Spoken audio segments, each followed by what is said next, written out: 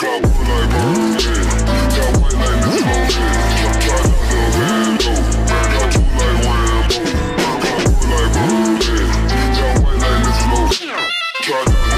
le point numéro 2, eh bien, il a essayé de le mettre en place avec le traité de l'Élysée du 22 janvier 63, où on le voit signer un traité, ici de Gaulle, avec le chancelier Adenauer. Ici, c'est une photo du document officiel. C'est un document très court qui ne fait que 4 pages. Et qu'est-ce que dans ce fameux traité de l'Élysée, qui est à l'origine de ce moteur franco-allemand dont on nous parle encore maintenant, 50 ans après, on nous dit toujours le moteur franco-allemand, le couple franco-allemand. Qu'est-ce que De Gaulle avait voulu faire? Il avait voulu faire une Europe sous influence française et qui se dégagerait des États-Unis d'Amérique. Donc, dans ce traité, le traité de l'Élysée du 22 janvier 63, si vous le prenez, vous le trouverez le texte sur Internet, il n'y a à aucun moment question des États-Unis d'Amérique. Jamais. Le mot n'y figure pas.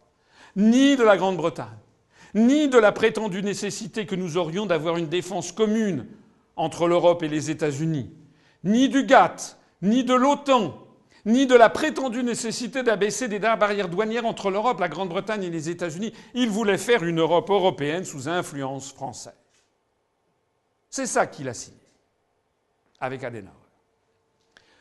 Seulement voilà, il y avait en Allemagne et en France des gens qui informaient les États-Unis.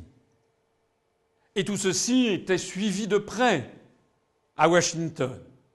Tellement près que le président Kennedy, 3 jours avant la signature, convoque à la Maison-Blanche M. Knappstein, ambassadeur d'Allemagne, pour faire part de la fureur des Américains. Le président Kennedy était visiblement de mauvaise humeur. C'est le dépêche de M. Knappstein, ambassadeur de la République fédérale d'Allemagne aux États-Unis, adressé au ministre allemand des Affaires étrangères, à l'époque Gerhard Schröder. C'est pas le même que celui qu'on a connu récemment, qui était chancelier. C'était un autre. C'est un homonyme. Le 19 janvier 63. Vous savez d'ailleurs que Kennedy sera assassiné le 22 novembre de la même année. Mais là, on est le 19 janvier 63. Le président Kennedy était visiblement de mauvaise humeur. Il s'est livré devant moi de façon claire et insistante à une critique de la situation interne de l'Alliance atlantique, et il a souligné le souci que lui donnait la conclusion du traité franco-allemand de l'Élysée, qui allait donc être signé 3 jours après. Parce que les Américains avaient compris que De Gaulle était en train de subvertir leur stratégie.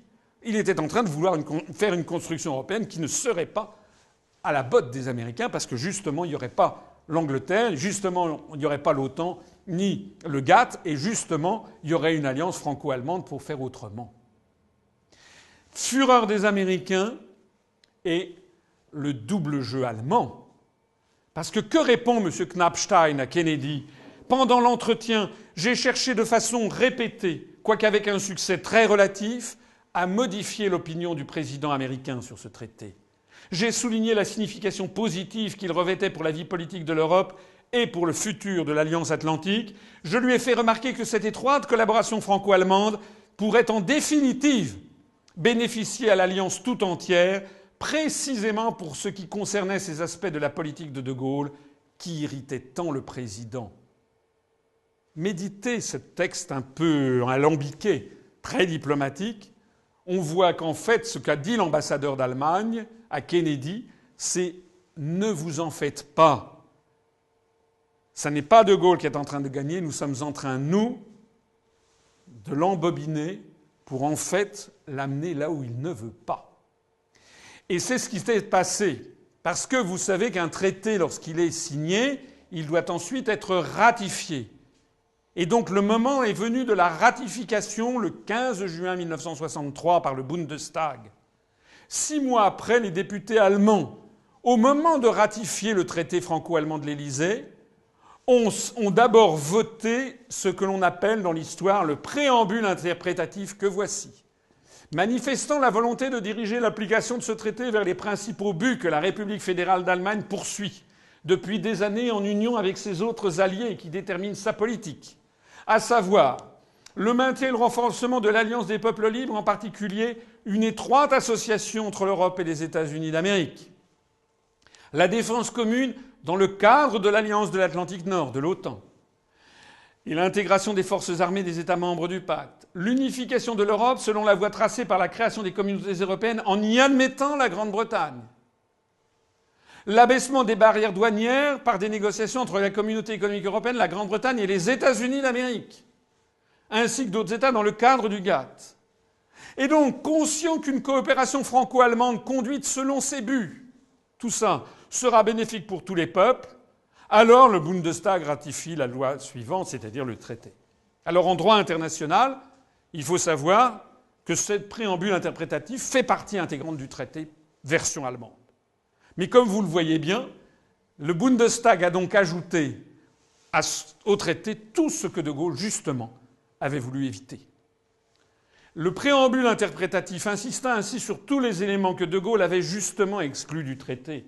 La subordination de la construction européenne à l'intégration militaire atlantique, la coopération avec les États-Unis et la Grande-Bretagne. En votant ce document, le Bundestag vida donc de substance, 6 mois après sa signature, la philosophie du traité de l'Élysée lui-même, se comporta comme un vassal de Washington et ruina toute possibilité de bâtir une Europe européenne. L'objectif stratégique que poursuivait De Gaulle avec le traité franco-allemand de l'Élysée fut donc anéanti 6 mois après sa signature. C'est extrêmement important à comprendre. C'est que depuis 1963, on vit sur un mythe en France. Le mythe du couple franco-allemand. Ça, c'est ce que croit le grand public.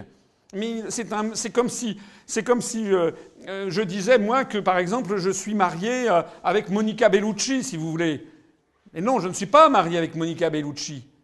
Monica Bellucci sait qu'elle n'est pas mariée avec moi. Donc on dit aux Français que nous formons le couple franco-allemand, mais les Allemands ne le reconnaissent pas ainsi. Pour les Allemands, eux, ce qui est important, c'est tout à fait autre chose. On va le voir tout de suite. D'ailleurs, De Gaulle en tirait la conséquence. Il a dit à Perfit « Les Allemands avaient été mon grand espoir. Ils sont mon grand désappointement. »